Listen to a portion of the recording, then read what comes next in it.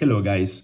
In my paper, I'm going to analyze the European Green Deal and the tension that both the Commission and Poland experienced at the moment of its introduction in December 2019. Let me start by making a little introduction of the deal. The deal was introduced by the EU Commission in December 2019 and approved by the European Council in 2020. However, in 2019, Poland decided for an opt-out from the deal because it didn't think that at the beginning the objectives and the goals of the deal were suitable for its economic and social context.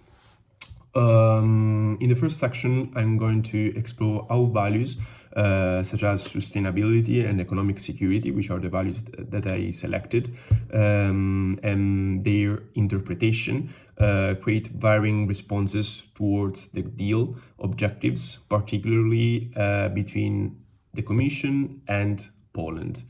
The EU frames the Green Deal as not only a continuation of previous environmental commitments like the Paris Agreement signed in 2015, but also a step forward towards global environmental leadership. Sustainability and economic security are values used by the Commission to develop a circular economy and to boost and foster resiliency and competitiveness of the EU economy and make it less reliant on external resources, such as oil or gas or fossil fuels from, for instance, Russia.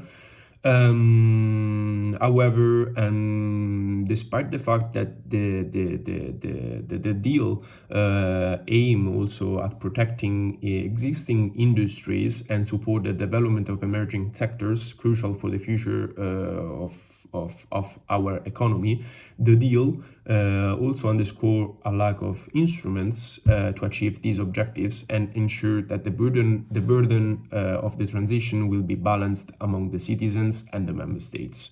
Contrasting with the EU, Poland's approach is heavily influenced by its reliance on coal.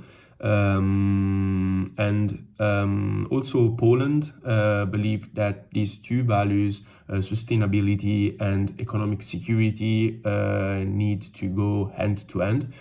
However, the transition away from coal, which is a significant part of its economy, presents substantial challenges and burdens that will affect the regions and the workers that most rely on fossil fuel exploitation. So basically, Poland represents a more cautious approach towards the green transition.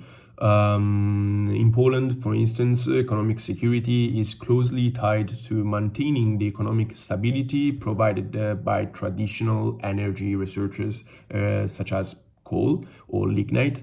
And the government aim at safeguarding the nation's economic stability and energy sovereignty, but also the well-being of its citizens.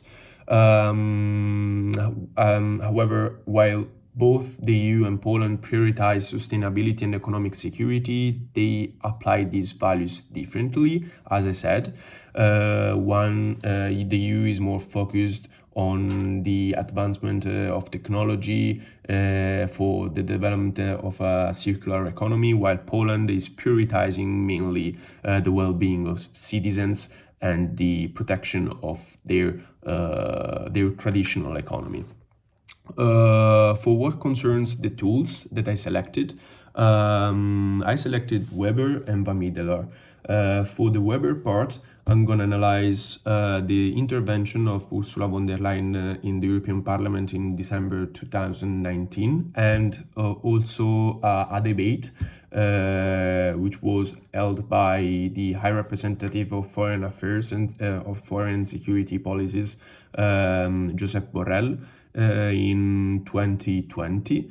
And I will try to encapsulate the European Commission's approach to the European Green Deal, demonstrating the connection with the ethic of conviction. So basically the fact that through an analysis of these quotations, The European Commission represents the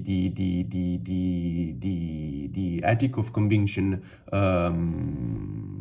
explained by Weber, reflects the deep-rooted conviction that the path of sustainability can be aligned with economic growth and social well-being. However, despite the acknowledgement of the difficulties to achieve such a transition, the EU is not really acting towards it. It's not implementing the necessary measures to fight against the burdens that will affect the regions and the citizens more reliant on coal and on fossil fuel. On the other hand, by analyzing two quotes from the Polish president Duda and the president of the ruling party in Poland, Kaczynski, I will emphasize how they are, according to me, a representation of the ethic of responsibility to both. They both recognize the impracticality of replacing coal with renewable energy sources. Coal is considered a fundamental and indispensable energy safeguard for the economy of Poland.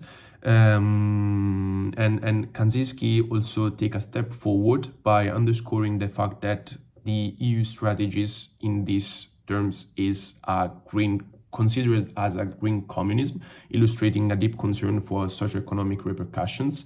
And then I'm gonna select Luuke van Middelaar, which because I believe that the European Commission's approach exemplifies two distinct forms of depolitization as analyzed by him. The first one that I'm gonna analyze is the technocratic depolitization. Evident in few statements also presented in the legal text of the Green Deal, when the Commission relies on scientific consensus and expert advice to justify and shape its climate policy, restraining countries like Poland, which feel that their socioeconomic context and national interests are not really considered. And lastly, since the EU has a system of exclusive competence, I found that the integration of the European Green Deal in the legal framework of the EU and of the Commission is solidifying its position and its commitment to climate neutrality, but also reduce the space for member states to contest the goals of the deal. And the constitutional depolitization, especially for Poland, can be translated into concerns that the EU is imposing policies that conflict with their national energy strategy or economic interest.